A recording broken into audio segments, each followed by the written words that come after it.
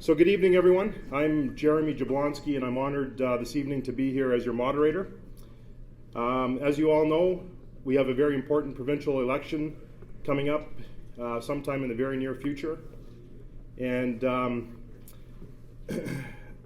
it's really important that these constituency nominations take place, and we really appreciate your support in being here this evening.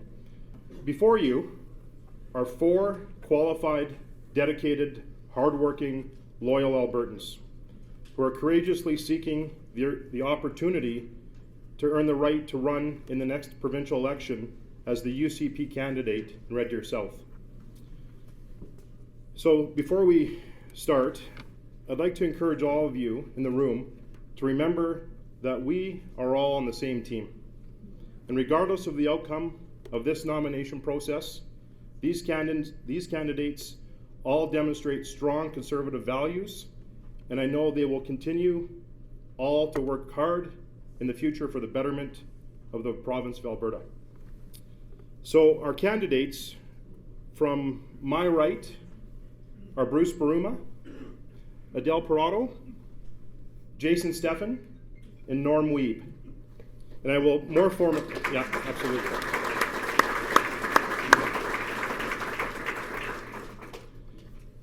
I'll more formally introduce each of them momentarily. So, I have personally been involved in a nomination process back in 2000 when my mother announced that she wished to seek a provincial seat. And I was involved in a by-election and the ensuing 5 provincial general elections. So I understand how this works. And this is very, very hard work. It takes courage and it takes grit. I think we should show our appreciation one more time to each of our candidates for the commitment that they're showing to both Red Deer South and the province.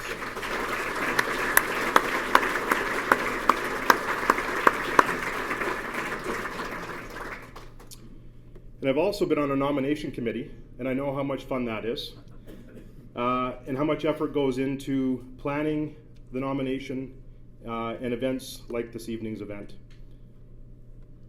The committee is made up of 4 volunteer members from the Red Deer South UCP board. They are Janice Nett, Dr. Dwayne Smethurst, Brad Pallister, and Cal Dallas. Cal's absent tonight. The other 3, I believe, are next door going through the questions. So I'd like to give them a round of applause as well.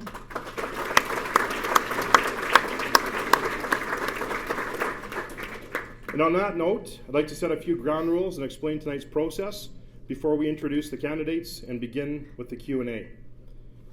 So each of you has had an opportunity to submit a question if you so desired. The committee will also submit some questions, and I will be drawing the questions for the first candidate. I'll draw the question for the first candidate coming up shortly. I'll read the question, and the candidate will then have 2 minutes to respond. So we've selected the order in which the candidates are going to go tonight. So the first question will go to Jason. He will answer. The other candidates will each have 1 minute to respond to the question as well. So that's how this is going to work. We expect that if we can stick to the timeline, we should get lots of great questions in tonight for these candidates, and we'll do our best to keep the process moving quickly. Now remember, this is not a debate, this is a forum. Again, we're all conservatives. We want to hear the ideas of our candidates, and at the end of the day, we must remain united to defeat the current government this spring. So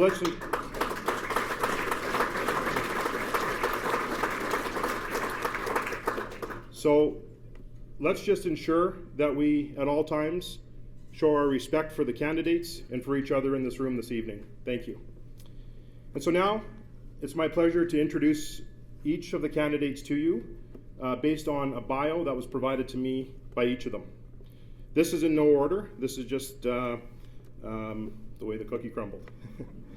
So first, we have Bruce Baruma. Bruce is a Red Deer original from a family that didn't have jobs, they had businesses. A senior leader at one of Red Deer's largest organizations, an effective communicator with a genuine commitment to community. Bruce Baruma wants to be your UCP candidate for Red Deer South.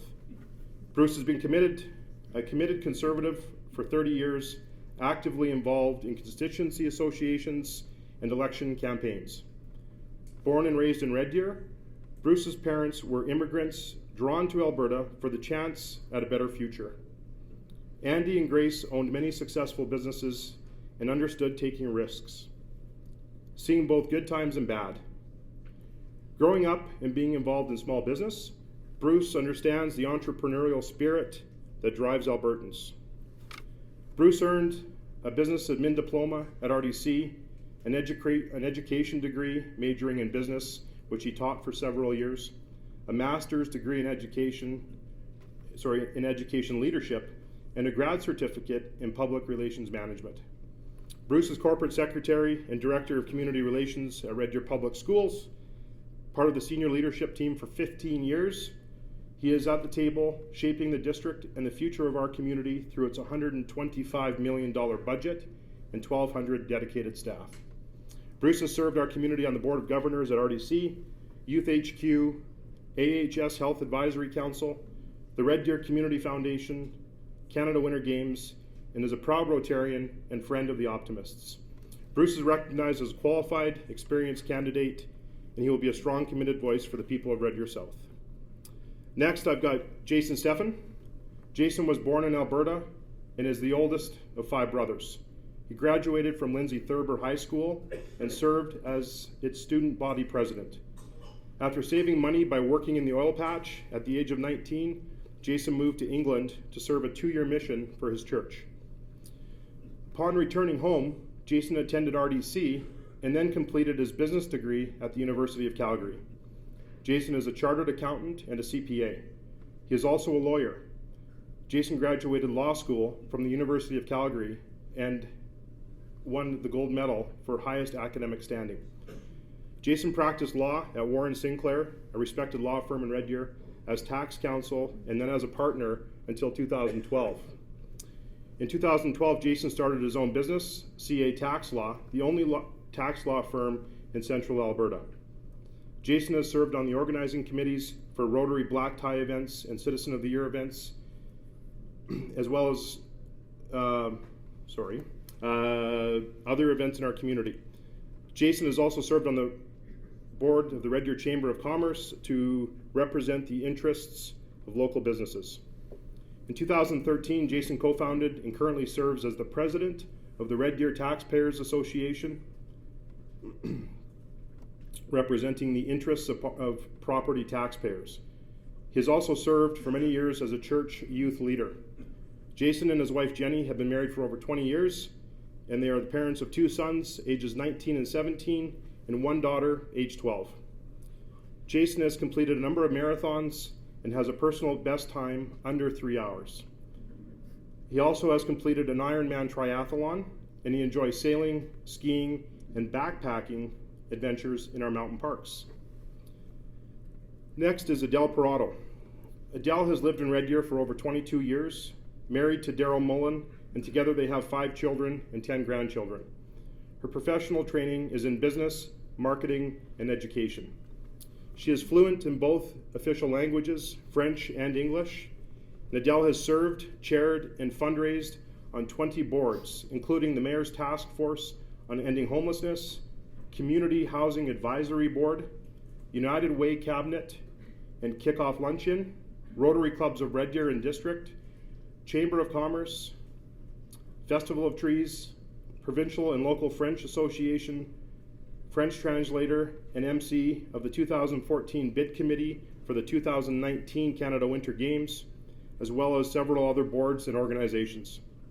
Adele has tutored and taught French as a second language to government and city employees and private lessons for over 15 years.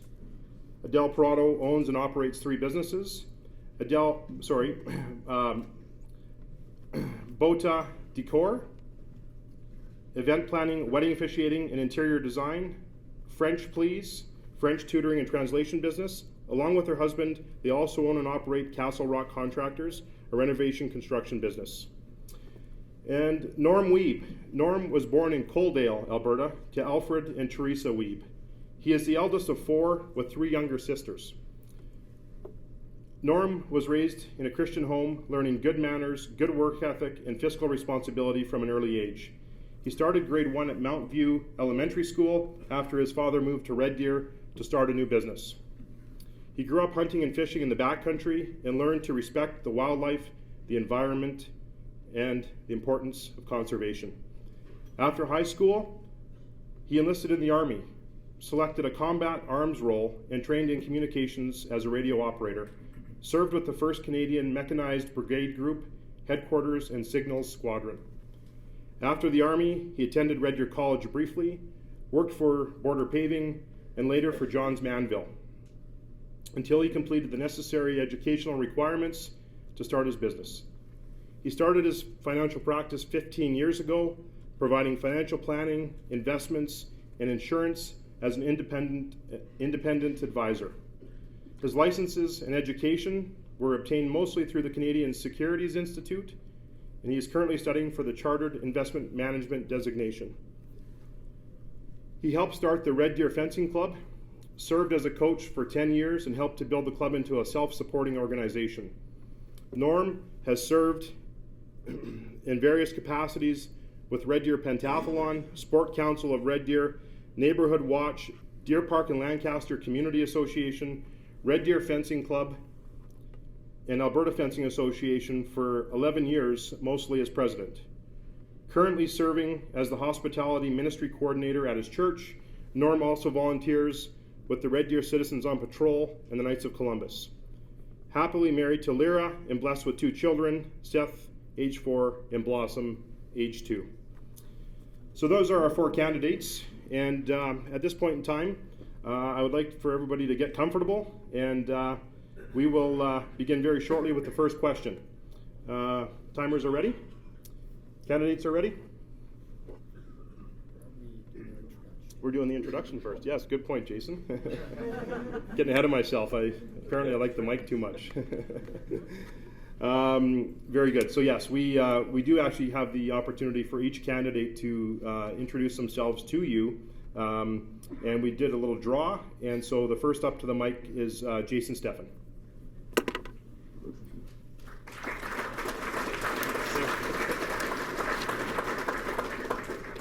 Well, I just want to thank all of you for coming out tonight. And as I was meeting some of you, I had the opportunity to attend the Red Deer North Candidate Forum, and I really enjoyed it and found it really interesting.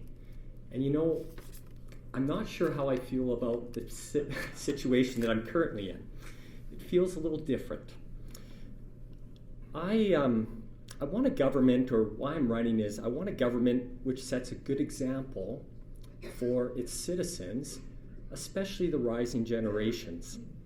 Shouldn't it be able to live within its means? Shouldn't it be able to do things in an excellent manner other than spending money? What is the cure for a disappointing government with billion-dollar debts and deficits, higher taxes, and out-of-control spending? Accountability. But government doesn't want accountability. They just want more of your money. But in the real world, the world that you and I live in, we are all accountable. We're accountable to our families, to our employers, and to our customers. And more importantly, we are accountable to our personal sense of morality. And all of these stewardships motivate us to work hard, to be honest, and to strive to be better. That is not the culture of government. The reason I am running is to lead by example, to strive to be an excellent MLA, to do the right thing no matter what, to be concerned more about serving others than myself, and most important, to leave Alberta better than what I found it for our children. If I'm your MLA, that is what I will do. Thank you. Thanks, Jason. Next to the podium is Bruce Baruma.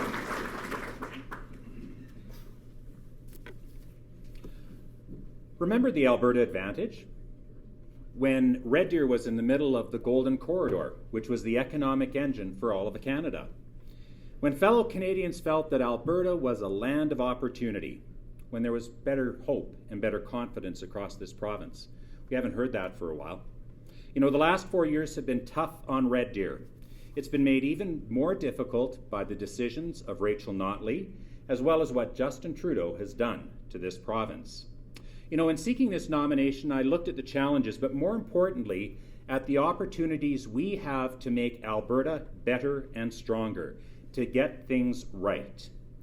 Through hard work, listening to Albertans, making the right decisions, we need to bring back hope and confidence to make Alberta strong and free. I believe this could be one of the most important elections in Alberta's history. This election truly is about the future of Alberta. Alberta is conservative. It is built on fiscal responsibility, limited interference by government, a climate that is good for business and investment, and that means good for workers, where small business is valued and we have an entrepreneurial spirit. I want to be a strong voice for Red Deer South. I am a committed conservative.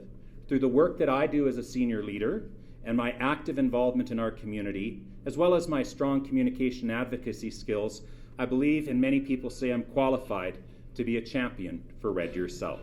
Thank you. Okay, next up is Adele Corrado. Good evening. Bonsoir. I love Red Deer and all its amenities. I am committing to do everything I can so that we can continue to grow and prosper. Volunteering and advocating for others is a way of life for me. I thoroughly enjoy being active in community building and economic and cultural and social sectors of the city. I can assure you that I know exactly how complex running a small business is and the importance of living within your means. You know, the carbon tax and the minimum wage has greatly affected our businesses this year and the past 2 years. We have felt the downturn of the economy, and I'm sure you have as well. I have been working hard, very hard, to win your support. In the past 9 months, I have held weekly meet and greets, met you at the farmers market for 6 months, every Saturday morning. I did also rallies and forums on education, healthcare, and small business. I have spoken directly to hundreds of residents and business owners and knocked on over 2,000 doors to let them know what I stand for and that I'm seeking their support. I believe I am well prepared for what lies ahead, and I am grateful for everyone for their insight and input into current issues affecting our city and our province. Thanks to my team and for all those who supported me. I couldn't have done it without you. Thank you. Bonsoir. And next is Norman Lee.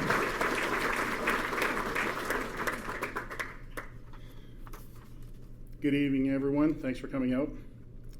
I became ever more serious about politics about 8 years ago when I assumed my first board position. In my youth, I'd been a supporter of Ralph Klein and the Alberta Advantage. I continued to work with like-minded people who wanted to see a government that actually lived within its means, that provided the services Albertans desired, but did so in an efficient and business-friendly manner. About 6 years ago, I started setting up a booth at the farmers market on Saturday mornings so that I could advance the cause of fiscal conservatism and to better understand what the people were truly looking for from their government. During this time, the NDP came to power and set us back years in respect to economic development, our debt levels, our credit rating, and also with individual liberties. My activities continue to expand and include activism on the ground in attending protests against the carbon tax, against Bill 6, and rallies in support of the pipelines that are so essential to our economy. With ever-expanding regulations, more centralization of power, increased taxes, and social engineering experiments going awry, my resolve to bring back responsible and sensible government to this province has only grown stronger. As a father, my desire to leave this province a better place for my children is very important to me.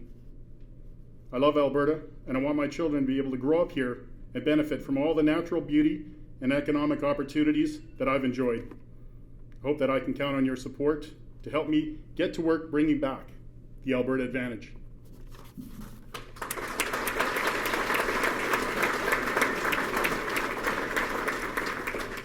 All right, I jumped the gun the first time, but I think we're ready for the first question. So we did a little draw. The first person to receive a question tonight is going to be Jason Steffen. So we'll ask Jason to come to the mic. I'm actually going to let him draw one of the first 4 questions that I have. And after Jason's response, each of the other 3 candidates will have a 1-minute response as well. Okay, so I'm going to read the question. The question that Jason selected is from Janice. As an MLA, your role is to represent the constituents, but at times, the party may have goals and priorities that conflict with the constituency. How will you handle the demands from the party versus the demands from your constituents? That's a great question. So we are a united Conservative Party. And the key word there is united. We are in a country where we have a province with a number of other provinces.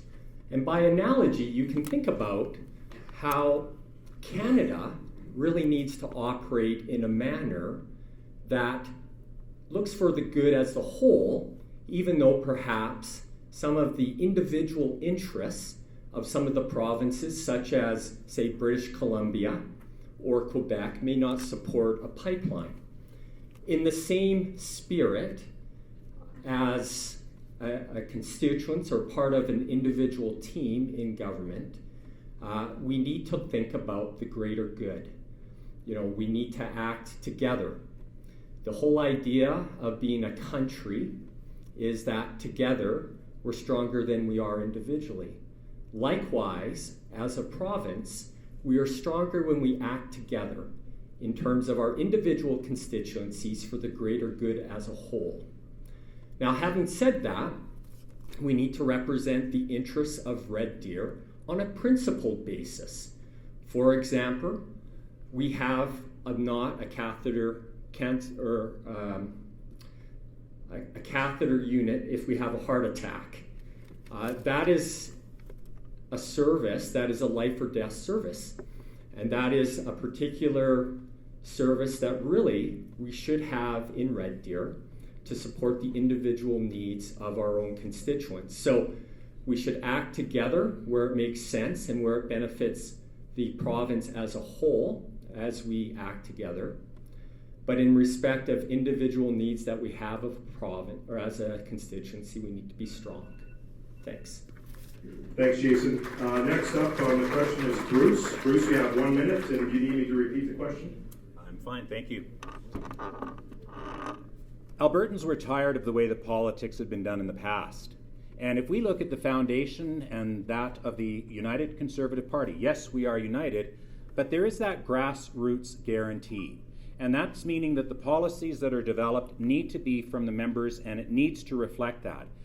That becomes part of the grassroots guarantee across the province as we take a look at policy positions.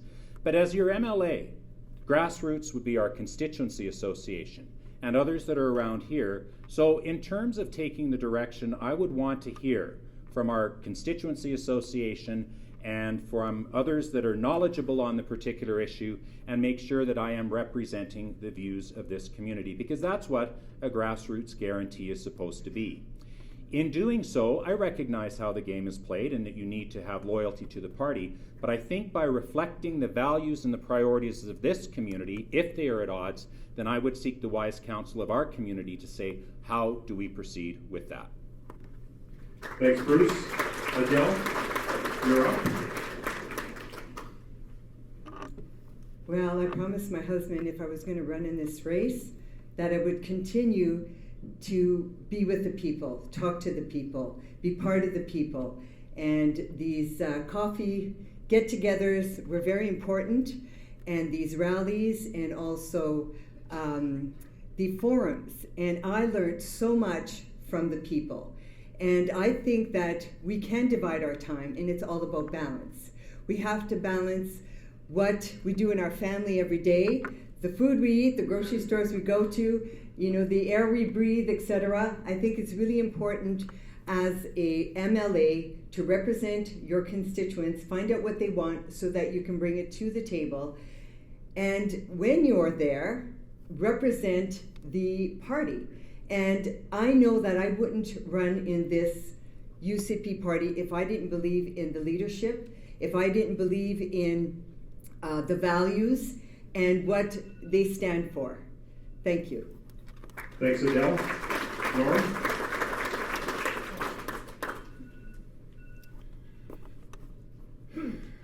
So if the party is at odds with the constituency, this is the fine art of politics, trying to determine how to negotiate a deal to maybe elevate the constituents' needs a little bit further ahead, or if you have to, put it back a little bit in favor of the party, understanding that those needs will be addressed in a timely fashion.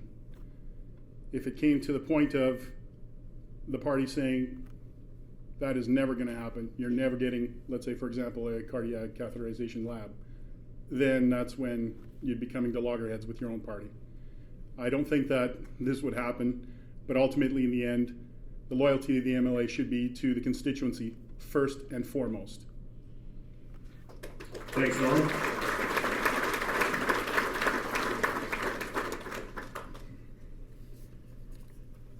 Okay, good answers. Thanks, everybody. So now we have Bruce Baruma. Bruce gets the second question, and Bruce, I'll let you draw. Okay, good. So Bruce's question is from Brad, and this is the question. What do you feel is the biggest risk to the Alberta economy, and how do we mitigate that risk?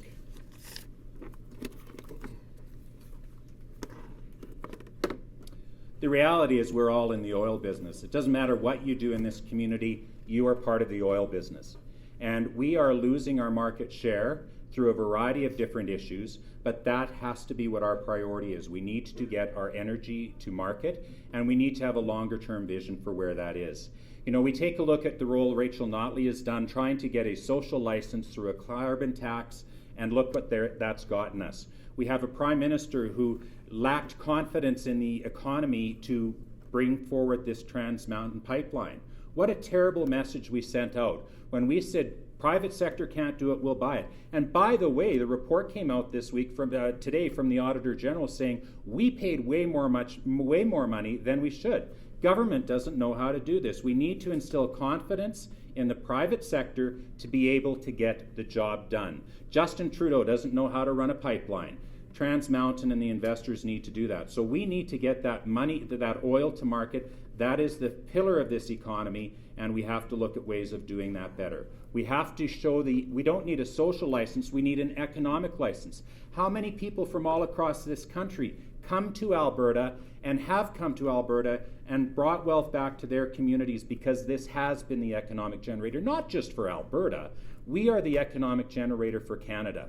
And now we start to see that ripple effect across other parts of the country, realizing that we are that generator. So we need to work harder on that. It's interesting to see how a conservative movement starts to sweep across this country. We have more and more provinces who are opposing the carbon tax. Justin Trudeau thought he had a ride on this, and I think collectively as provinces and a strong voice through Jason Kenney, we're not going to play softball anymore. We will play hardball. We will get our energy to market, and that will bring back hope and confidence. Just voting for Jason Kenney in itself is going to instill hope and confidence for a stronger and better Alberta. That's what we need to do. Thanks, Bruce.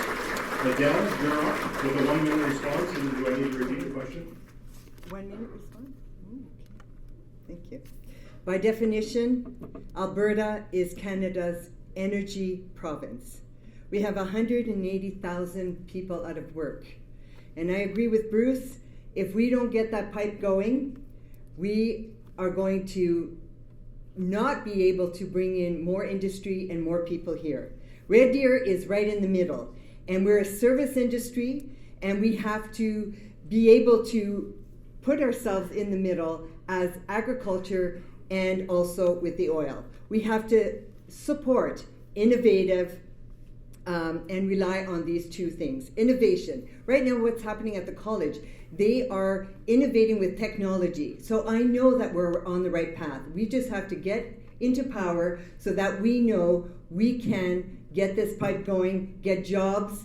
We want to be able to put food on our table. We want to be able to put our children through university. And I know it's important that the government starts making changes. And the first change that we can make right now is get rid of the NDP. Thanks, Adele. Norm, your turn.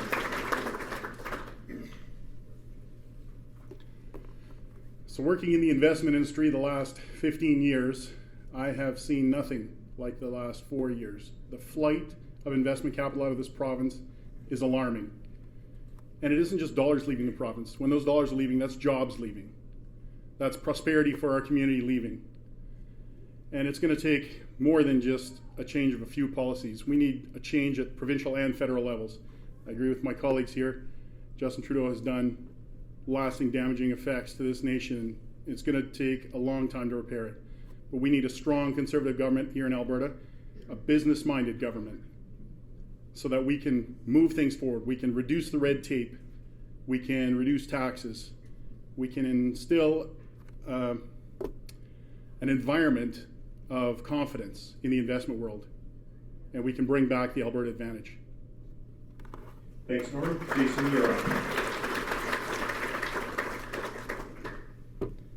I like this question because I've thought a lot about it. The greatest threat to our economic prosperity is ironically the government. You know, the government is actually supposed to be our ally in protecting our freedom and prosperity. But billion-dollar debts, out-of-control spending, and encroaching government on freedom is actually the greatest threat to our prosperity. And I find that to be an incredible irony. That's actually what motivated me to run and seek the nomination for the UCP.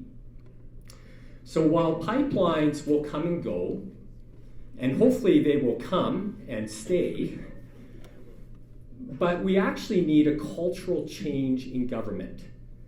Government needs to change to become our ally for economic prosperity rather than our actual greatest threat. Thank you. Thanks, Jason. Okay, another great question and some really great answers. Well done, everybody. Okay, Adele, your turn to draw.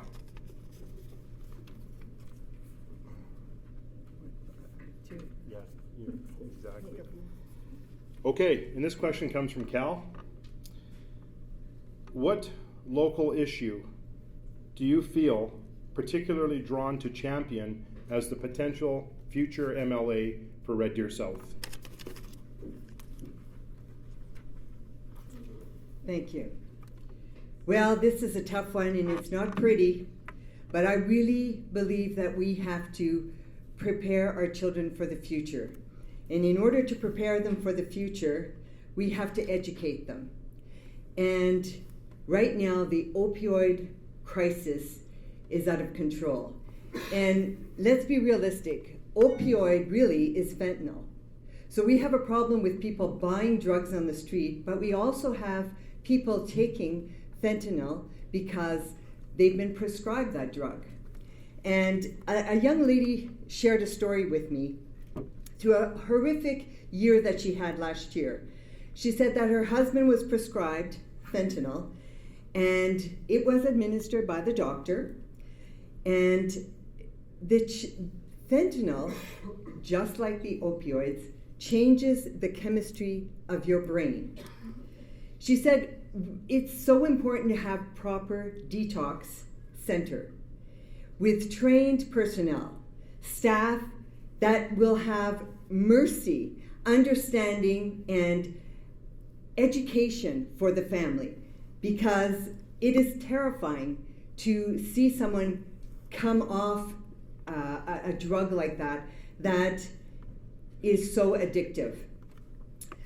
Doctors don't explain it, unfortunately, and as I mentioned, it's very addictive, and people don't understand that they can't just one day say, I'm not going to take any of this fentanyl anymore. I'm not going to take this opioid anymore. They are drawn to it. We have to then rehabilitate these people. We have to successfully bring them back into society. And I think that by educating our children in high school, in primary school, that's when we're going to stop this epidemic, because it is going to become an epidemic. Thank you. Thanks, Adele. Norm, your turn. So there are a myriad of problems and things that need to be addressed. To pick out any one specific issue, I don't think I could do that. I think that I would have to say, though, the economy underpins everything. We won't have the assets to provide for proper educational facilities or healthcare facilities or treatment centers if we don't have a strong economy. We need to get people back to work. We need to make sure that this is a destination province, that businesses want to locate themselves here. Capital investment dollars want to come to Alberta to take advantage of what we establish, and that is the lowest and most attractive tax regime in North America. That's what I think is important. Thanks, Norm. Jason, your turn.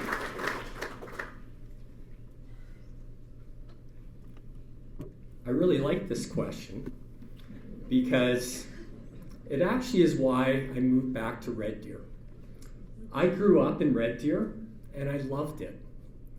I would like to see Red Deer be the best city to live anywhere in Alberta.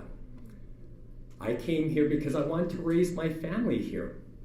Red Deer is uniquely positioned. It's between Calgary and Edmonton. We have a beautiful outdoor environment. This is a great place to both start a business and work. And I would like to see Red Deer really compete and utilize its natural advantages that it has and become an attractive, great place to start a business, to grow and prosper and raise a family. And with some of the current issues that we are challenged or that we are facing, we need to work hard to do that. And if I'm your MLA, I will strive to work with our city to see that happen. Thanks. Thanks, Jason. All right, Bruce. The number one issue in this province and in this community is the economy. We need to bring hope and confidence back. Again, we are all in the oil industry, and if we start taking a look at the repercussions of the challenges that we face today, that is at the root of it. We take a look at homelessness, the drug addiction issues that we've got here. How many of you are in the trades? How many new houses are we building in Red Deer compared to what we were doing years ago? We're not doing that. And the core of that is the economy and bringing back the oil sector. That is the driver of Red Deer's economy. It doesn't matter what you're in. I'm part of the education community, and I can't tell you how concerned I am about the lack of hope and confidence our young people have. Mental health has become a huge issue within our schools and within our community because hope is at the core of getting those things taken care of. Job one is getting this economy back, bringing hope and confidence. We need a Kenny government that is going to make a change to that so Red Deer can deal with many of its other issues that are a direct result of our current economic state. That's job one. Thanks, Bruce. Okay, I think everybody would agree that was a very important question, and I think all the candidates did a great job of that. So thank you. All right, Norm. By default, your question from Dwayne is the freedom of choice in our school system working? How can we improve it?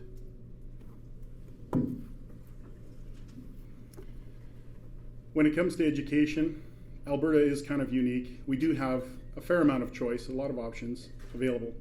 Unfortunately, the NDP government has been restricting and constraining those things.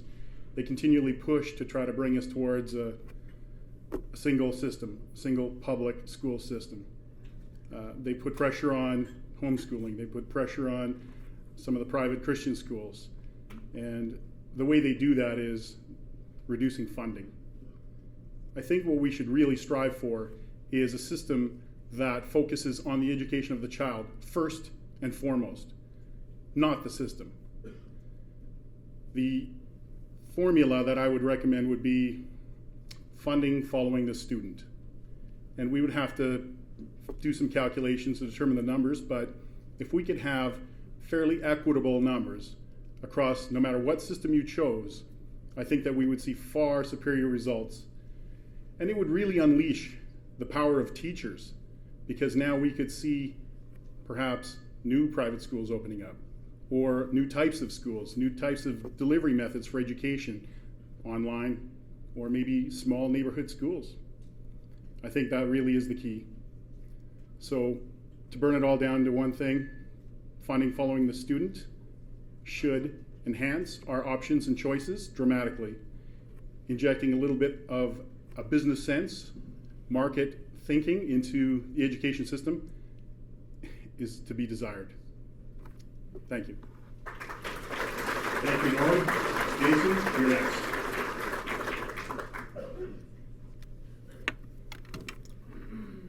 I had the opportunity to attend a forum for parents' choice in education, and I really liked the statement that they said. They said that parents are the experts of their own children, and that they, not the state, should be free to choose the method of schooling that best meets the needs of their families. Our children have primarily obtained their education in the public system, but there were a couple of years that our middle child, we decided to homeschool because we felt that that would best meet his needs. And I am happy to say that both of those experiences, both our experiences in the public system and our experiences homeschooling our son in middle school, were great experiences that better met their needs. More choice in education leads to more accountability in our schools, and that requires them then to strive to be better. I like choice in education, and I do support it, and I think it's working. Thank you. Thank you, Jason. Bruce? Well, this is one many people have wondered where I stand on. As part of the senior leadership team of Red Deer Public Schools, I'm very, very proud of all the work we do. But you know what? The most important teacher that a child will ever have is their parent. And I also believe that parents want the very, very best for their child. Alberta offers one of the widest range of educational choices, and there is huge passion and commitment to that. Although I'm proud of Red Deer Public Schools, I realize those are important choices for those who are making those choices and the decisions, whether that's homeschooling, Catholic education, Francophone education, the choices that are there. Regardless of the choice, though, I think we need to ensure that all students, regardless of the system they come from, achieve the kinds of outcomes that have made Alberta's education system strong when we take a look at international results. The outcomes has to be the same. The way we deliver that really needs to be a choice for families. There's not the political will either. I'm surprised and interested how much this has become a prime issue among candidates for the UCP party. There is strong support for choice in education, and I support that as well. Thank you, Bruce. Adele. Well, I'm like my brothers here. I'm for choice in education. We have 3 daughters, and all 3 of them have school children. And you know, we taught them young to make decisions and to find the school system that works for them. We have one daughter that sends her children to public school in BC. The Catholic school or Christian schools are very expensive, and that works for her because it's down the street. We have another daughter that lives here that goes to a charter Christian school. And she is sacrificing money because that is important to her, her moral values, and that works for her. So she has a choice. And I also have another daughter in Calgary who homeschools. And that's why I believe it's very important that we have choice. And under the Bill 24 right now, they're trying to take that choice away from us. We need to have flexibility and maximum education to include homeschooling. so that our children will be prepared after grade 12 to better themselves in society. I chose a school that taught values which reflected my moral principles, and that's what I want for our children. Thank you. Thanks, Adele.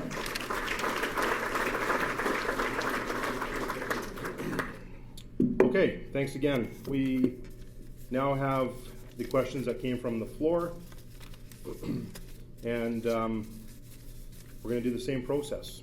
So this time around, it's going to be Bruce who gets to draw first, and I hope all of your handwriting is neat, but I'm going to struggle through as best I can with the questions.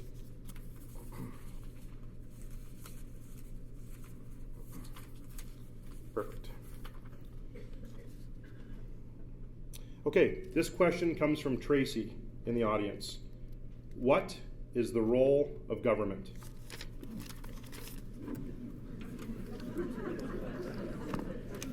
As little as possible.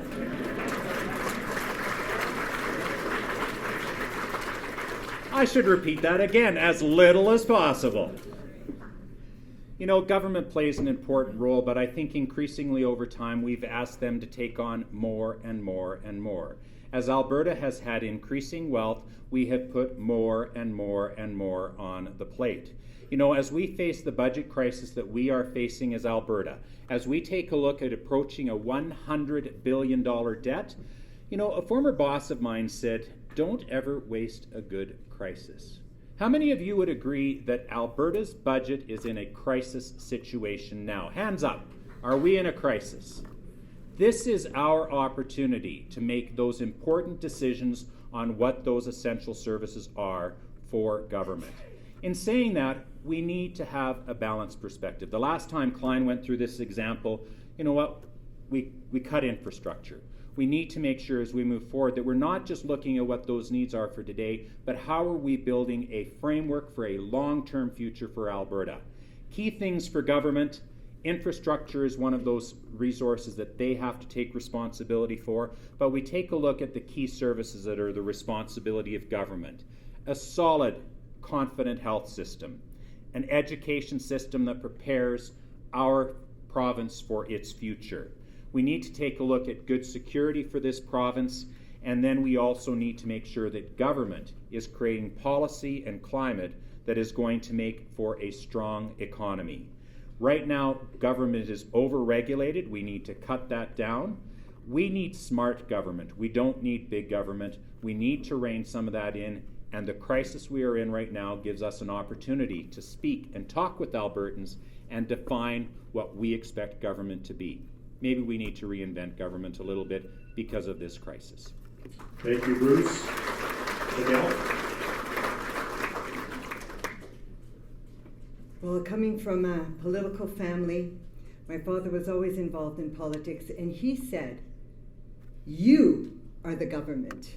You decide who you're going to put in that spot to represent you." So I believe that when you vote, when you teach your children, when you talk around the table, you have to teach people, educate people, talk about who you're going to get to represent you. That's who government is. Now, government is a body that should govern. Right now, our government is undermining that governing body by micromanaging. And we don't need a government that does that. We need to stand firm knowing that our voices will be heard, we will be listened to, that the government, the person that we chose, will answer and be there for us. Thank you. Thank you, Adele. Norm, certainly. So the purpose of government really only has a couple of responsibilities: to protect us and keep us safe. That's really what it all boils down to. The rest of it is just stuff we want. Smaller government is always better because it will cost us less. It will create a smaller burden on the taxpayers. And most of the services that we really want probably can be delivered more efficiently in the private sector. Government should only be there to fill in those areas where no one else is willing to step up. and we're still demanding for that service. There are a few areas, of course, but realistically, government has encroached on far too much. So my opinion is that we need more business and entrepreneurial people in government so that we can start to shrink things. We can start to take control of how we are governed. Thanks, Norm. Okay, Jason, your turn.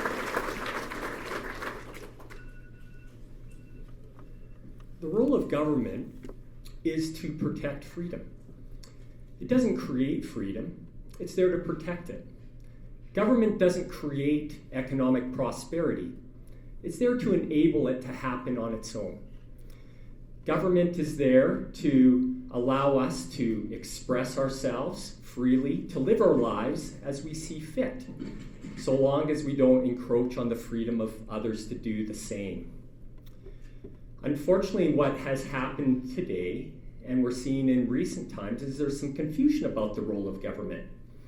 And it's making us less self-reliant. You know, we don't want to be dependent on government. We're happiest and we feel most fulfilled when we're able to exercise our freedom and seek prosperity and happiness in the way that we see fit. And the role of government is allow us to do that as we choose. Thank you. Thanks, Jason. Okay, Adele, you get to choose the next question, so you can just reach in and. Thank you.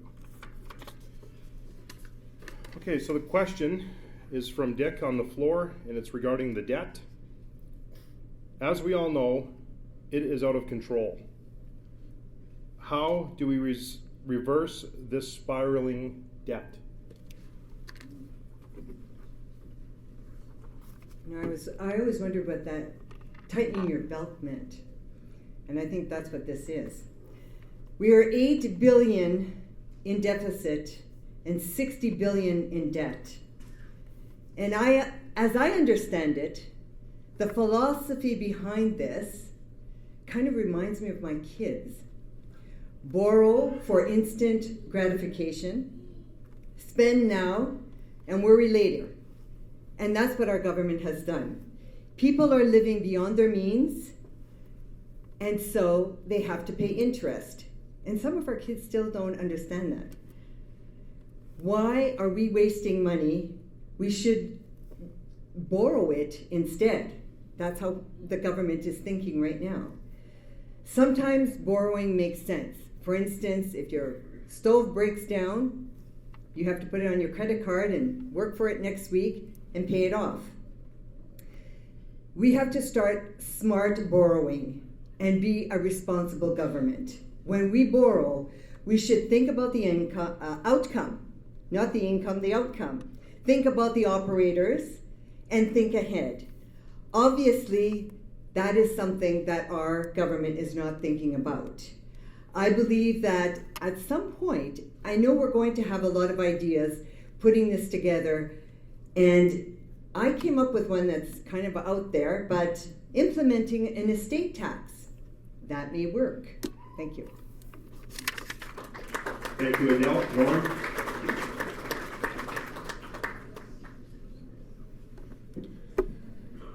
Getting our deficit and debt under control is of vital importance.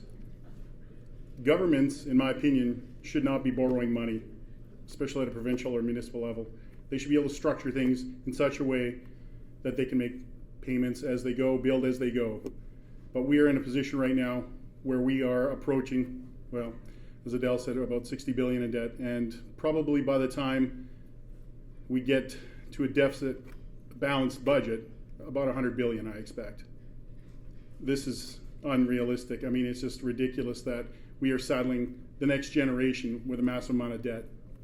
So by the time we balance our budget and then start on a debt repayment plan, we're probably looking at decades more of payments unless we can really change the economy of this province. So we're going to have to tighten our belts. We really will.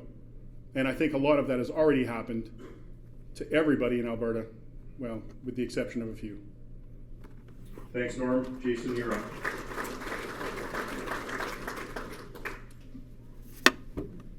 I think this question it's kind of crazy, the situation that we find ourselves in. You know, when I meet with businesses and business owners, they would never allow this to happen to their business. They'd be bankrupt.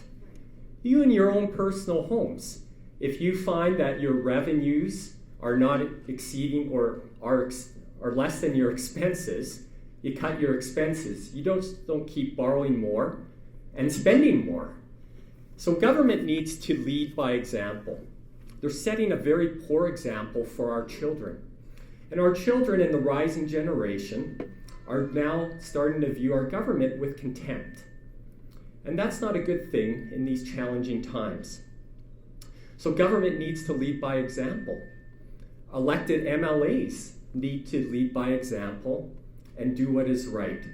And if we can change the culture of government and bring in accountability and a culture of excellence, we can start reducing that debt. Thank you. Thanks, Jason. Bruce?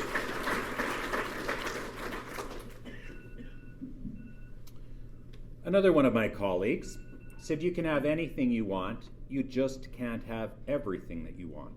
And we are at a crisis point where we seriously have to ask that question. And again, I'll go back to the younger generation. The millennials are going to be the largest voting bloc in this next provincial election. And yet we take a look at some of the financial acumen that they have. Many of them see that debt isn't a bad thing. Many of them never expect to own their own home. We need to make sure we have a clear financial picture in view. And we cannot go for the short term. I think so often election cycles are 4 years, and that's how we do the solution. This is going to require a long-term solution where we truly assess what government should be, because we cannot afford the debt. Soon, this is going to be about the third or fourth largest department by expenditure in this government. We cannot have it happen. Let's make some tough and difficult decisions. We have to do it now. Thank you, Bruce. Norm, if you'd like to join the podium.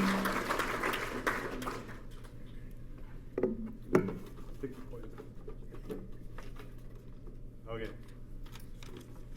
So the question that Norm drew is from Helen in the audience. How can Alberta increase its influence in Canada and the nations? That's your question. All right. So Alberta increasing its influence in the country, I think, is a fairly easy one. All we have to do is get our house in order, get our economy back on track, create a tax jurisdiction, like I said, that is the envy of North America. When we become that destination province once again, and our economy is generating a massive amount of wealth for our population, we will be heard in Ottawa. Unfortunately, the way our system is right now, our federal government is rather hostile towards Alberta and doing many things to try to impede our economy. In fact, I would liken it to an embargo against a foreign state, but perhaps that's going a bit far. The bottom line, though, is if we can create the right kind of environment in this province, we can keep everybody working, we can drive prosperity, we will have the power to start dictating to Ottawa, yes, we want proper representation. We want things like a Triple E Senate. We want something that is going to ensure that our populations are represented fairly. That's what we need to do. Thanks, Norm. Jason, you're up. So Alberta needs to create leverage in asserting its position in Canada. I view Canada as a partnership of provinces. In the real world, if you were part of a partnership where you as the partner always contributed and some of your other partners became hostile and sought to actually undermine your interests, what would you do in that partnership? Or if you were in a partnership where one of the partners never contributed to the partnership and always took and never gave, what would happen to that partner in the partnership? We need to inject some real world thinking into this issue. So what is Alberta to do? Alberta needs to develop options for alternate relationships which free us from partners who will not work with us. That will result in leverage in our discussions with Canada. Thank you. Thank you, Jason. Bruce?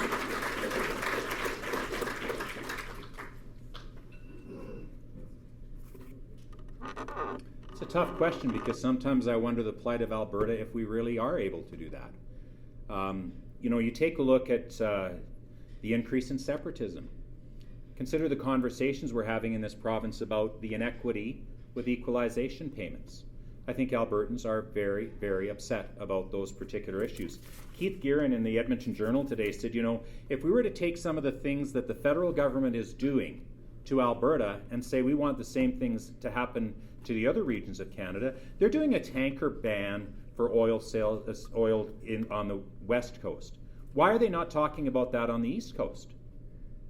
And the suggestion is here, what they are sticking to other provinces, maybe they need to stick to other provinces across this country as well.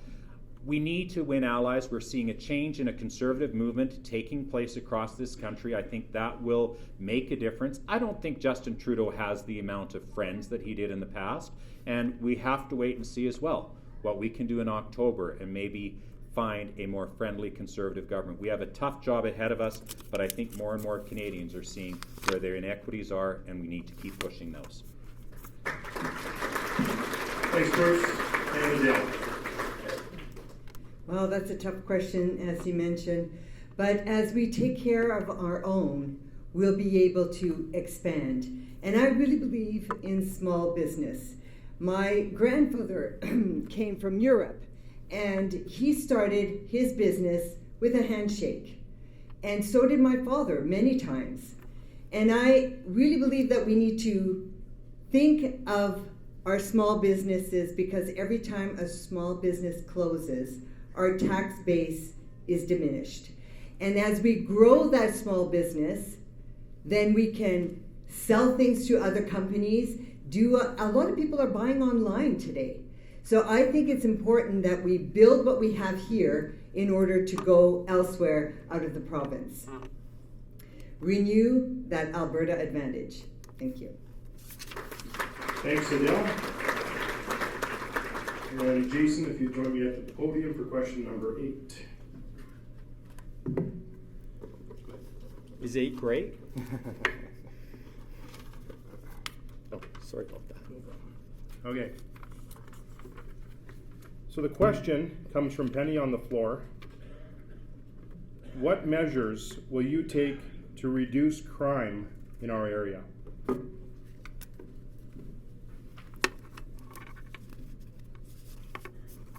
think what I'll do is I'll talk about safe consumption sites. Unfortunately, a lot of crime, at least in the downtown core where I work, relates unfortunately to individuals seeking to enable their addictions, and unfortunately, they have to resort to crime. The current government is in favor of safe consumption sites. I am not. I'm in favor of helping people become free of their addictions, not enabling people to live in their addictions.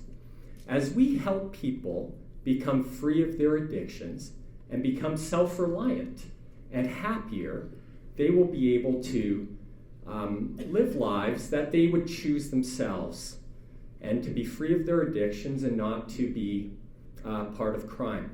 As I kind of mentioned, I'd like to have government have a higher culture of accountability.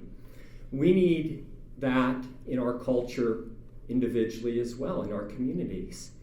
And we need to have accountability, and for those who do break the law, and to have strict laws that will keep us safe. That is one of the core purposes of government, is to protect freedom. Thank you. Thanks, Jason. Bruce? Once again, I think there's a strong economic connection to the crime issues that we have in our community, and we need to deal with that. Addictions and mental health are becoming bigger issues around that. How many of you believe that our police system and our justice system is responsive to crime in our community? A few of you do, but not very many. And I think one of the principles that Robert Peel did when he started the London Bobbies way back, he had this line, the community is the police and the police are the community. We need to work together and realize that as citizens we have a role and a responsibility with that as well. Much of the crime that we have right now are repeat offenders, the same people. You know what? It's a small number of people that are in and out, and they are the ones that are causing the issues. We need to increase confidence in our police and in our justice system. We need to report crime when it happens. Without that information, we don't know what those particular issues are. There's a lot of issues at the core of that. Crime is a difficult issue. It's a complex issue, but it's one that we have to work on together, and we need to instill that confidence in both policing and our justice system. Thank you, Bruce. And Bill? Yes, it is directly related to opioid crisis and the poor economy.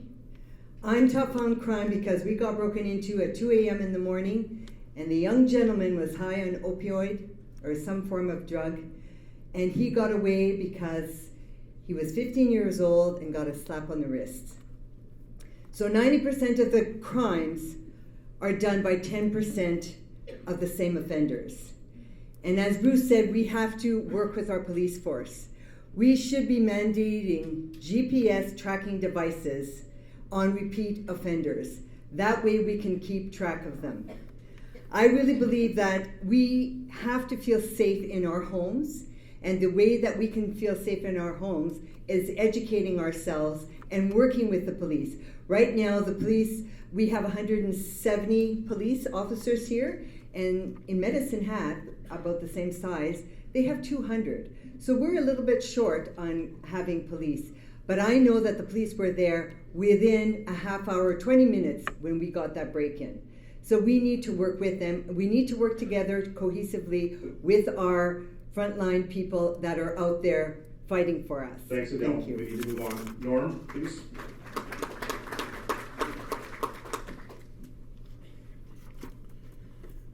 It's not an exaggeration to say that crime is rampant in Red Deer and our courts are overloaded. I myself have had my home and vehicle broken into many times. I'm confident that all of us know someone who has been a victim of crime, or at least aware of the problem. I personally have been volunteering with Citizens on Patrol and had my eyes opened to the seriousness of this problem while patrolling the streets at night. This isn't just the result of one issue, rather many issues putting pressure on a justice system that can't support the rapid rise in crime. Lack of facilities, too few judges, too few police, drug addiction, homelessness, mental illness, all of these things play a role. And we're going to need to attack it from all these different angles. There's no one silver bullet solution for this. I think one thing that we could do is, though, consider night courts. Increase the number of judges in circulation, start to attack some of that backlog, and look at some of the other options as far as supporting our police with supplementary reserve units or volunteer groups in the community. Thanks, Norm. Bruce, if you'd like to join me for question number 9.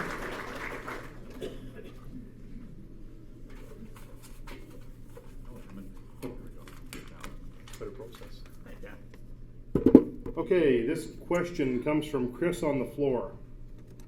If successful as an MLA for Red Deer South, what actions will you take to get the support needed for the Red Deer Hospital, especially cardiac care?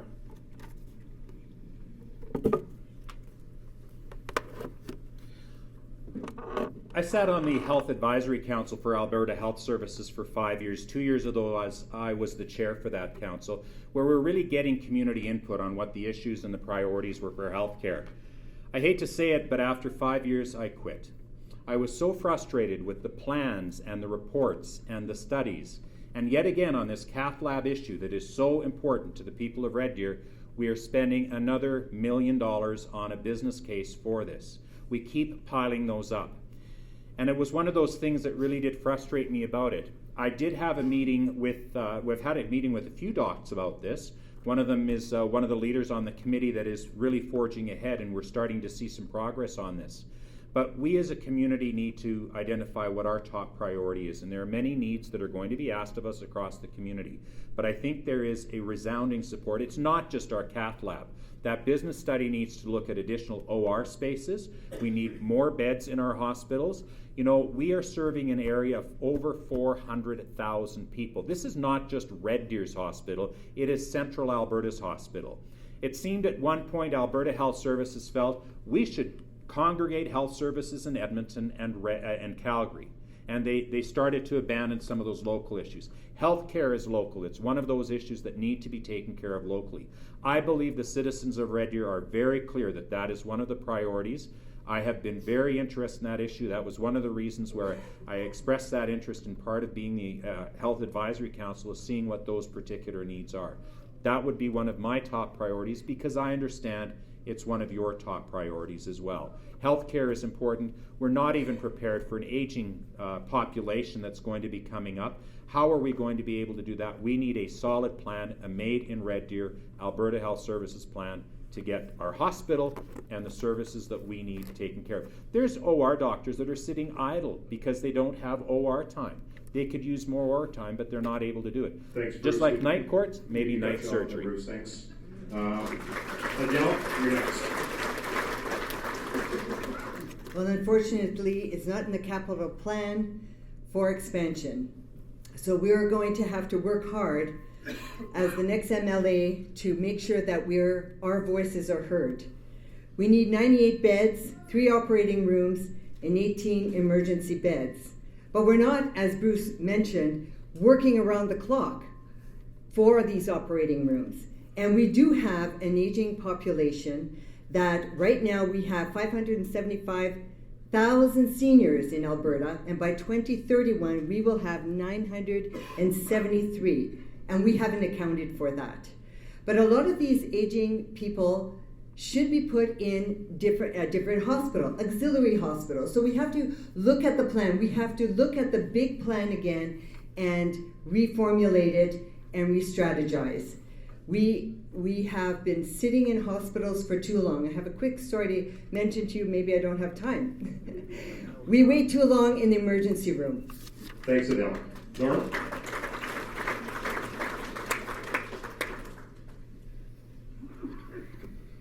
This is a difficult one. Just like the last question, there are many facets that need to be addressed. To get a cardiac cath lab at the Red Deer Regional is something that we do need. The numbers justify it, but realistically we're going to be looking at budgetary constraints, I think, as we go ahead. Ultimately, I think what we need to do is look at market opportunities and options. If we could, for instance, with seniors care, open up smaller facilities to take away some of the pressure on our hospital, that might free up some of the operating rooms, beds, things like that. It'll have a cascade effect. But when it comes to the cardiac cath lab, it's something we're going to have to fight for. I personally really want this because I know that I'm probably going to need that service someday. And so I'm highly motivated. So I might have to lean on somebody. Thanks, Norm. Jason, you're on.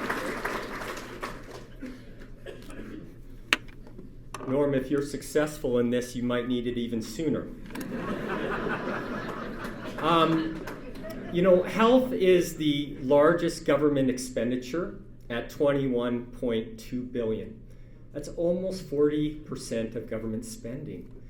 I think there's a lot of anxiety that we have around health because I think inside we know that the status quo is not sustainable. As it relates to the cardiac catheter unit, I actually hold Alberta Health Services responsible somewhat for this, for failing to provide a life or death service, instead spending money and costs in other areas, or not eliminating waste. I'm not so sure that more money is the solution. I think accountability in Alberta Health Services can better provide those life or death services for Red Deer. Thank you.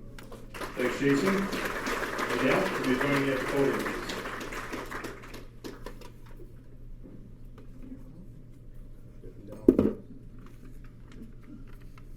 Okay, this question comes from Nicole on the floor. It is around the area of pipelines and market access. What have you personally done to advocate for pipelines and market access? And the sub-question is, in your opinion, which pipeline is most critical to get built for Alberta's economy? Which pipeline? My oh my. I know that we're an energy province and we need that pipeline built. For jobs, as I mentioned earlier, we need more access. Our pipes are full right now and the oil is backing up. Our future is uncertain and we need changes in regulation, transportation, and technology. As I mentioned earlier, 180,000 people are out of work, and we need to get something done. Our voices need to be heard. I heard something the other day, we don't change the world when we whisper, we change it when we roar. So I'm excited that these guys are coming through with trucks saying, we've got to get something done with our pipeline. I'm not quite sure the name of the pipeline that has to be changed, or which one has to go first, but they have to start going. And I know that Quebec is not worried about it because they worry about their hydro. But what we have to do is educate and tell people what we're going through. And I think with these truckers going through and letting people know across Canada that we have liquid gold here that we can share with the world, I think that people will start listening. I often think that people don't know what's going on. They're ignorant to the fact that there is government making decisions, and especially in this past couple of years, they're not transparent, so we don't know what's going on. So we have to start making changes right now and let our voices be heard. Thank you. Thank you, Adele. Norm?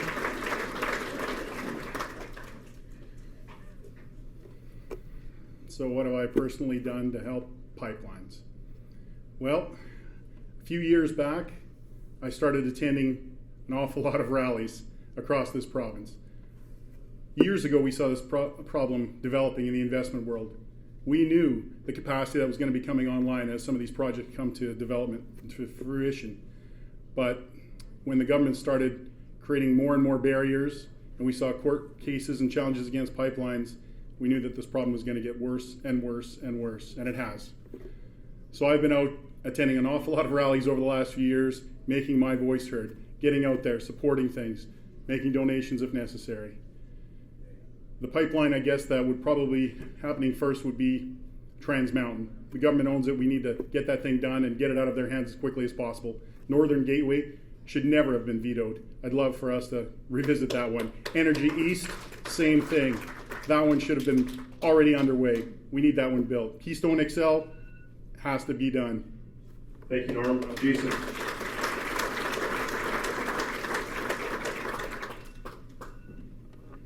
Well, I think the most significant thing that I'm doing to try and help pipelines is that I'm running for the MLA position, eventually, hopefully, maybe, for the UCP in Red Deer South.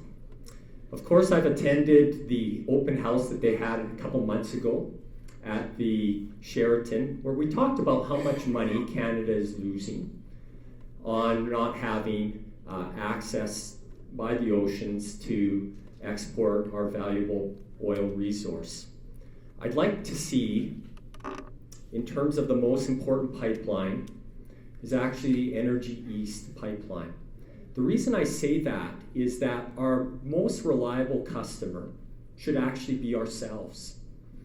And by having the Energy East pipeline, we allow more Canadians outside of Alberta to share in the wealth and the prosperity that comes from this valuable resource. Thank you. Thank you, Jason. And Bruce?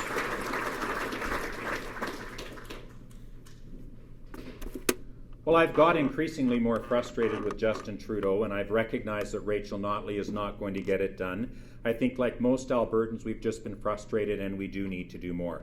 I believe we need to have pipelines that are going north, south, east, and west. I think at this time, we have Bill 69 that the federal government is dealing with, and Justin Trudeau wants to get that rallied through before he gets a decision from the people of Canada. We take a look at the tanker moratorium on Bill C-48. We have to fight for those ones. We all need to do more. Again, it gets back to that voice. What do we have as a voice in Alberta that is going to be more influential? Again, more conservative governments are getting increasingly concerned about the agenda that the Trudeau government has. Trudeau is doing it to us just like his dad did to us years and years ago. We need to work together to find this and get oil flowing in all directions. Thanks, Bruce. Okay, Norm, if you join me at the podium, please. Getting down to the wire here, folks. Is everybody finding this to be a useful event? Very good. Norm's right on it, so we're ready to go with the next question.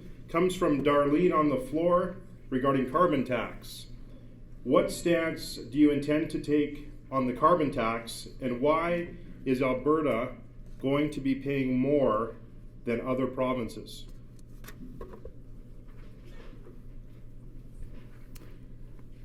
Well, I attended a protest against the carbon tax a number of years ago, and I will stand to put an end to this carbon tax.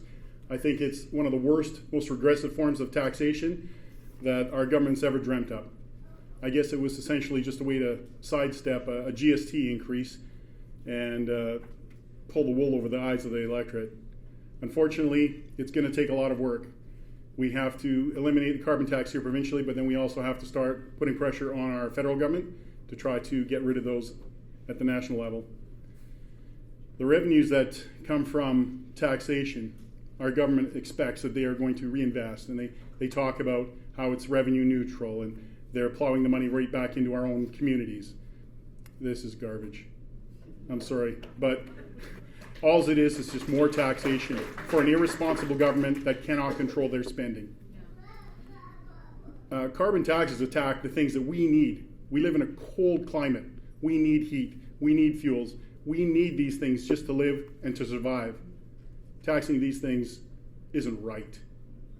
So once we've eliminated the carbon tax provincially, we can attack the federal government, and it's going to take legal challenges.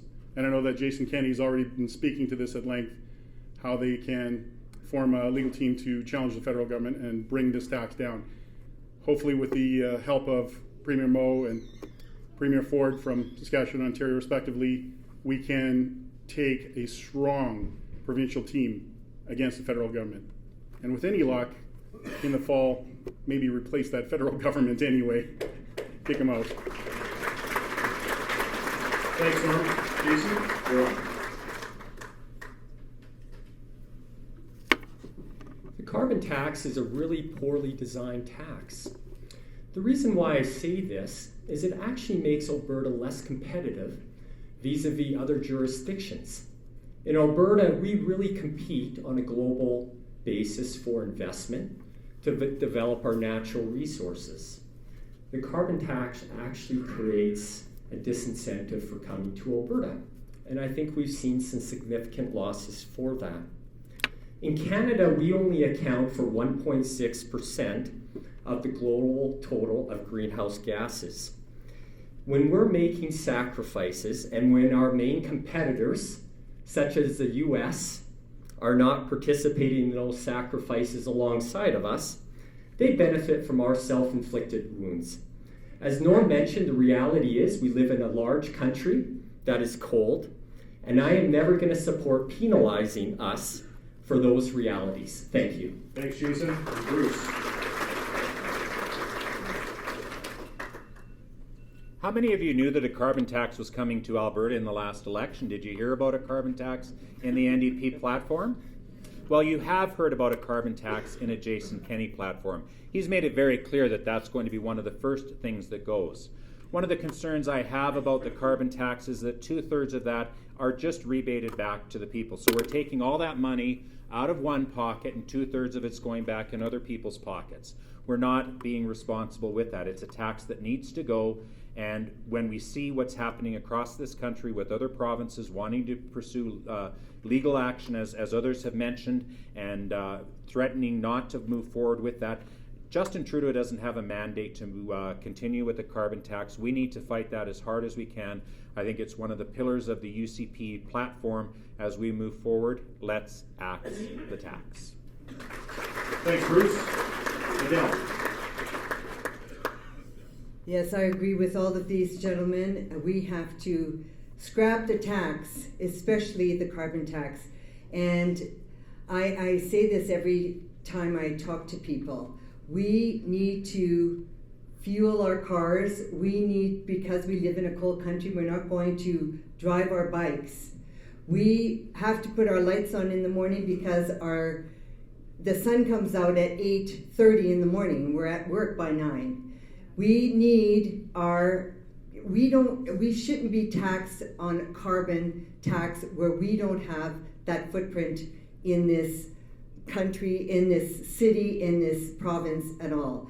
A friend of mine told me the carbon that we use is as large as the black fly on the back of a horse. That's how much. Thanks, Adele. And Jason, if you'd like to join me for question number 12. That's all there is. Okay. So this actually makes the last question of the evening. Again, I think so far we've had some excellent responses. The commitment that our candidates have shown to this province and to this process, I think, is outstanding. And before we enter into the last question, I just wanted to pay my respects to each of you again. Well done this evening. And the last question is this. From the floor, regarding a cabinet position. If elected, what cabinet level position would you be best suited for and why?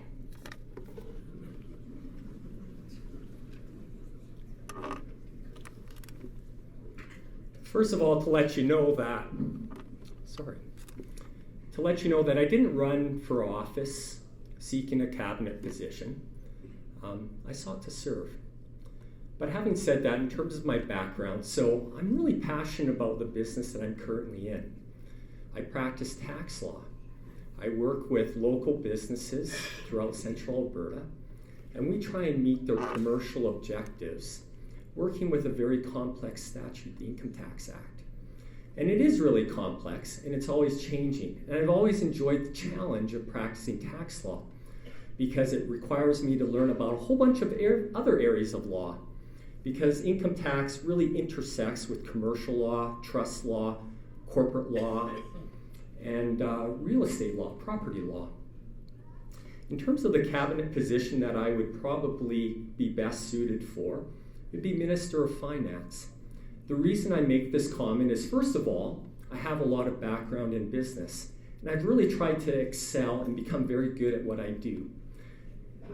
And the reason why is because your reputation in the community is only as good as the last file that you worked on. And I'm really grateful for the support that I have had over the year from local businesses. The other reason I would say this is I am a very principled conservative.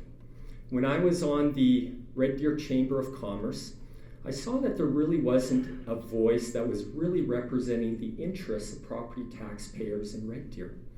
And I really cared deeply about that. I wanted Red Deer to excel and compete and be the best city in Alberta to live and to raise our family.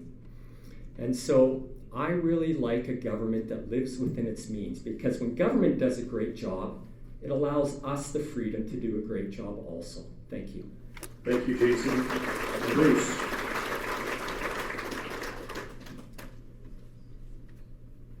Talk about a death nail question, I tell you. You know, with regards to cabinet positions, I want Jason Kenney, that's his decision. I want him to assess the bench strength that he has across this province and identify where those best talents are, and that's his job, and that is what he will do. I think it's important for Red Deer and Central Alberta to have a voice.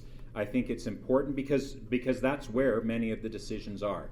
My role and responsibility is to be your MLA. Those are decisions that Jason Kenney will make to make sure he has the strongest cabinet to move forward on an agenda, and I will leave that choice and decision up to him. seeing the most talented people that he can to move this government forward. Thanks, Bruce. Adele? Well, I ran for MLA. I'm running for MLA to represent the people. And I believe that when you represent the people, you find ways that help you discover what is really needed. And my heart, even if I'm an educator and business, my background is marketing and business, I have a heart and for the environment, because that's our future for our children. And if I was going to be anything, I would want to be Minister of the Environment, because we have to take care of our air, we have to take care of our water, and we have to take care of our land. And with my education background, I think that we need to teach people how to take care of things. We can't take our land for granted. We have to protect it and take care of it. Thank you. Thanks, Adele. And Norm?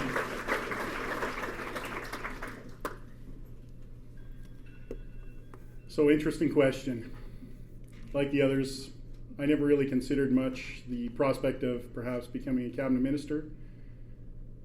But just for fun, I think that Jason Kenney's suggestion of creating a new Minister of Red Tape Reduction would be something that I would like.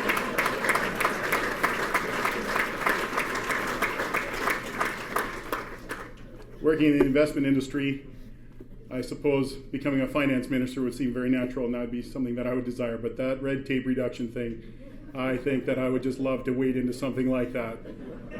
At any rate, I'll leave it at that. Thank you. Thank you, Norm.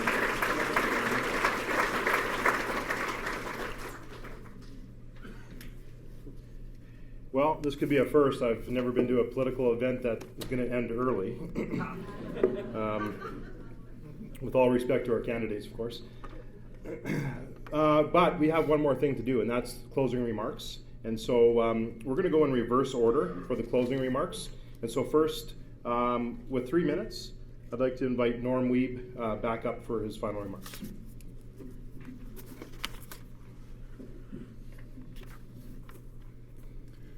Thank you, everyone, for putting up with us tonight. We've suffered these past few years from economic hardship. We've seen bad government policies enacted that have exacerbated that problem, causing even greater job losses and a flight of investment capital. We've seen runaway government spending that may be described best as theft from the next generation. We've been saddled with debt, and it will take years to get back to a balanced budget and possibly decades to pay it down. I think most Albertans understand the situation all too well.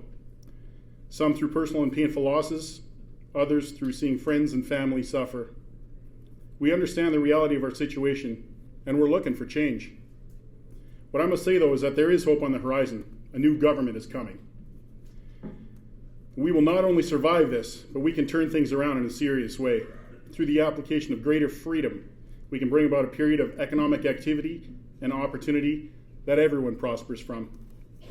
Greater freedom will strengthen our economy and bring back the Alberta advantage. To be clear, reducing taxes, reducing red tape of regulations, that's where we start.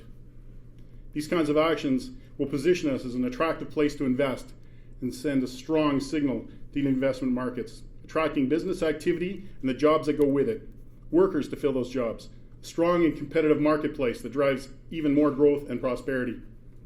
I believe that we can create the foundation for an economic environment that will see us become so much more than we have ever been, an economic and tax jurisdiction second to none. We must strive to become the destination for many once again. Greater freedom creates opportunity, and prosperity is the result. This is the key. It sounds very simple, but it will take a lot of hard work and time to accomplish. I've dedicated many years to furthering our freedoms where and how I could, sometimes alone, but usually supported by like-minded friends.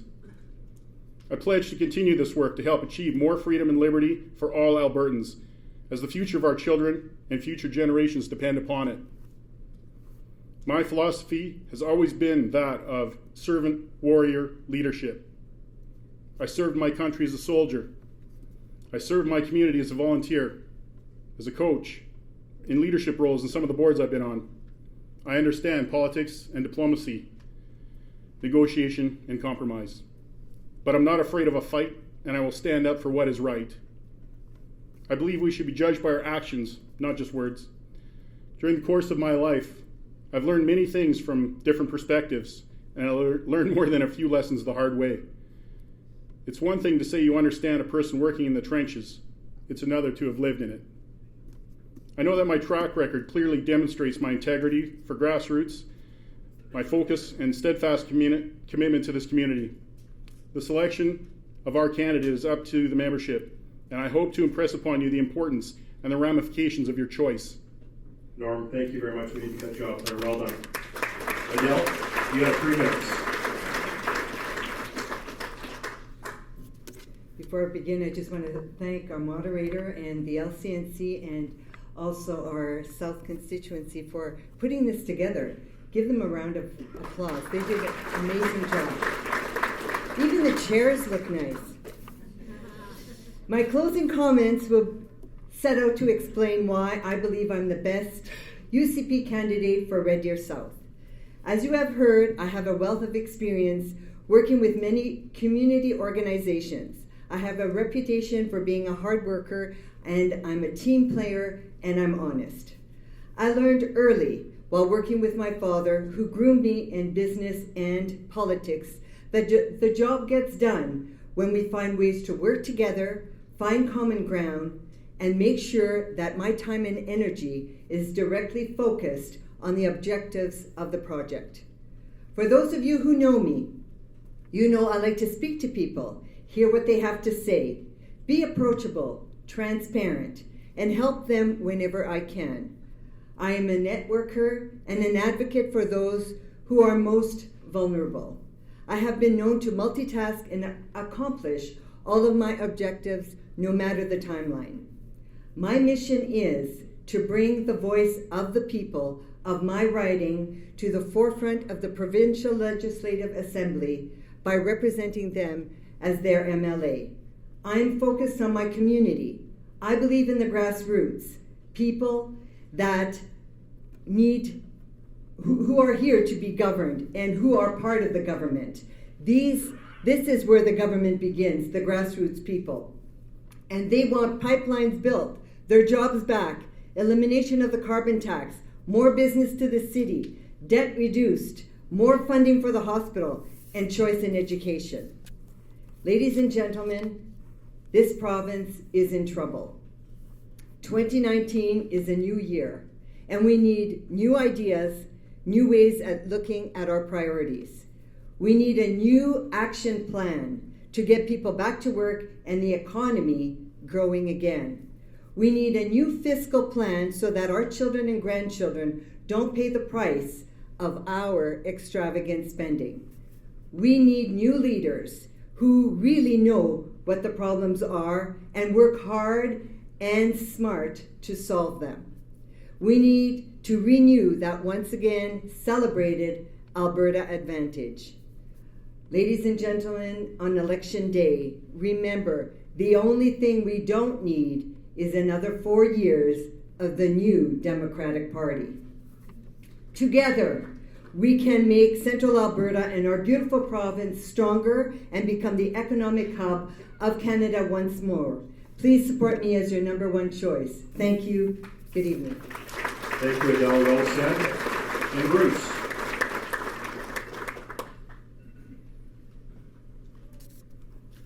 I don't know about you, but I can't wait for a provincial election. Let's face it, Albertans want an election as soon as possible. She could call it tomorrow. To be honest, I can't wait for a nomination vote for Red Deer South as well, so the people of Red Deer South can make their choice for their MLA. But that's a different story. I too want to thank the nomination committee and the Constituency Association for bringing Conservatives together tonight so we can share ideas and see who we want as our representative. I thank my fellow candidates. It's been a good run. We've worked hard and we've worked well together, and I thank you for that as well, so we can decide on who the best person will be. It looks like the election will be called March 18th or 19th, maybe an election day of April the 15th, What we need to do as a Red Deer South constituency is we need to get our best candidate, we need to get together as a team, start a campaign team, bring a solid election forward so we can have a strong mandate from the people of Red Deer South to move forward with a new agenda. I've shared with you my beliefs in the hope and confidence that we need. I believe that strong economies build strong communities. Governments do not create success. It is the people of Alberta that create success. We need a less burden by government. That is better for us all, and we cannot leave anyone behind. We need a balanced perspective because the strength of a society is how well we treat our most vulnerable. This is going to be one of the most important elections in our history. Throughout this campaign, I've appreciated the opportunity to go out and chat with people, find out their stories, because it all comes down to stories. What the challenges they're seeing in their lives, what their hopes are for the future of Alberta, talking about the problems of government and our economy, and finding solutions. And to me, that becomes one of the best opportunities as potentially your MLA, really to be accessible and listening to the stories of people from Red Deer and Central Alberta, finding those issues out and being your voice for Red Deer South to Edmonton. We need a strong, qualified, and experienced candidate to be our champion for Red Deer South. As a senior administrator who knows government administration, I will bring a valuable perspective to what we can do to ensure we have an efficient and effective government. I understand the important role that business plays in creating a great community, the risks and rewards that it takes, and I will fight hard to make sure Alberta is open for business. I do have a strong profile, and I've been actively involved in our community. I know Red Deer well, and I will represent Red Deer with honesty, compassion, integrity, and confidence. The economy is our top priority. We need to bring back hope and confidence. Let's make decisions not just for today, but for the next generations, making Alberta free and strong. I'm Bruce Bruma, and I welcome your support. Thank you very much for coming out tonight. Thanks again, Bruce. Last but not least, Jason. I want to thank you for caring about our province and coming to this forum. I want to say that I have really enjoyed actually sitting in that seat and listening to my fellow contestants, almost more than being up here. I want to say that I respect all of them. Each of them has unique strengths and qualities. And if I'm not successful, I truly hope for the success for whoever is. If we win this election, and we should, it's going to be difficult. We will be inheriting a mess. The out-of-control spending ways of our government have done a great disservice to our children and those who will depend on government. Their ways are not sustainable ways. To be successful, the UCP government will need to make a significant course correction. Efforts to make these necessary changes will be challenging. This government is going to require individuals with a moral foundation and a determination to do what is right. This is not the time for professional politicians who contributed to or who are part of the very culture that needs reformation. We are a new, united Conservative Party, and we need new and honest perspectives. I have spoken about the need for a culture of excellence in government. Experience does not equal excellence. Rachel Notley has experience with billion-dollar budgets. However, her billion-dollar deficits speak for themselves. She's not excellent with budgets. I've been in private sector taxpayer my entire life, and I am not and have no plans on being a career politician. My record speaks for itself. I know how to work hard and succeed in the real world. I intend to do the same as an MLA. We have an excellent candidate in Red Deer North. Red Deer will benefit from a diversity in competencies, creating a real successful business and offering important competencies in taxation law, finance, and business are valuable, real-world skill sets, and perspectives which a strong government needs. My motivation is simple: to give my best and contribute what I can to improve our government, to make Alberta better for our children, and then, having done so, step back and allow others the same opportunity. If you are interested in that kind of MLA, I am willing and capable of doing so. Thank you. Thanks for coming, Jason. Thank you.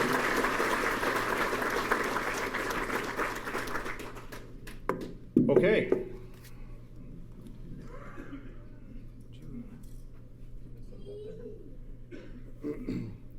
Well, once again, I would like to say a big thank you, first and foremost, to our candidates. Again, I know that aspiring to the position that each of these fine Red Deerians aspires to is an extremely difficult task. Again, it takes courage and guts, and I just want to commend each of you for your efforts to date and wish you the very best of luck in the soon-to-come nomination. So that was what I would consider to be a very, very enlightening evening. I thought it was great. What did you folks think?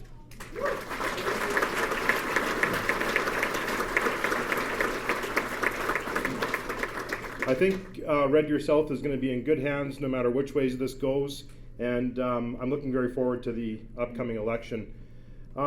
Lastly, again, I'd just like to thank each of you for committing your time this evening and caring enough about our province and our city to show up here this evening and to get informed about our four candidates. Feel free to stay and mingle. We have the room until 10 o'clock. There is a bar which will remain open. You'll have an opportunity to network amongst yourselves, and I'm sure our candidates won't be very far away. And most importantly, on nomination day, please get out and vote for your candidate of choice. And then, even more importantly, I suppose, let's make sure that come the general election this spring, that we make our voices heard and we change this current government and we make sure that the future of our province is back in good hands.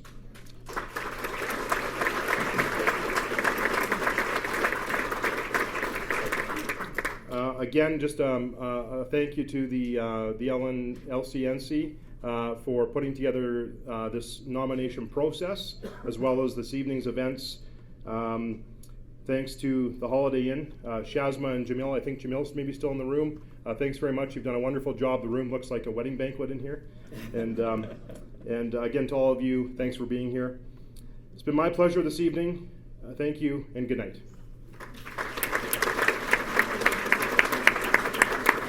Just one final thank you goes to Jeremy Jablonski, our wonderful moderator this evening. He ran a very clean agenda and kept things tight and on time. So let's give him a round of applause for running such a great forum. Thank you, Jeremy.